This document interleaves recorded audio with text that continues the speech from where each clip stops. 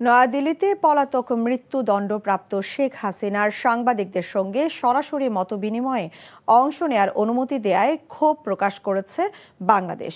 সরকারের পক্ষ থেকে বলা হয়েছে, অনুষ্ঠানটি আয়োজনের ফলে দ্বিপক্ষীয় সম্পর্ক পুনর্গঠনের প্রচেষ্টায় সম্ভাব্য নেতিবাচক প্রভাব সম্পর্কে ভারত সরকারকে আগেই উদ্বেগ জানানো হয়েছিল।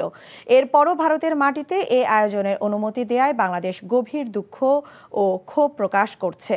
এক বিবৃতিতে সরকারের এই অবস্থান তুলে ধরেছে পররাষ্ট্র মন্ত্রণালয়। বিবৃতিতে বলা হয়েছে, সার্বভৌম সমতা, পারস্পরিক শ্রদ্ধাবোধ, একে অপরের অভ্যন্তরীণ বিষয়ে হস্তক্ষেপ না করা এবং জাতীয় মর্যাদার ভিত্তিতে ভারতের সঙ্গে একটি গঠনমূলক, পারস্পরিক লাভজনক ও ভবিষ্যৎমুখী সম্পর্ক বজায় রাখতে বাংলাদেশ আগ্রহী। একই সঙ্গে 2013 সালের বাংলাদেশ ও ভারত প্রত্যর্পণ চুক্তির আওতায় শেখ হাসিনাকে বাংলাদেশে ফিরিয়ে দেওয়ার জন্য ভারত সরকারের কাছে বারবার অনুরোধ জানানো হলেও এখনো কোনো জবাব পাওয়া যায়নি বলে উল্লেখ করা হয় বিবৃতিতে।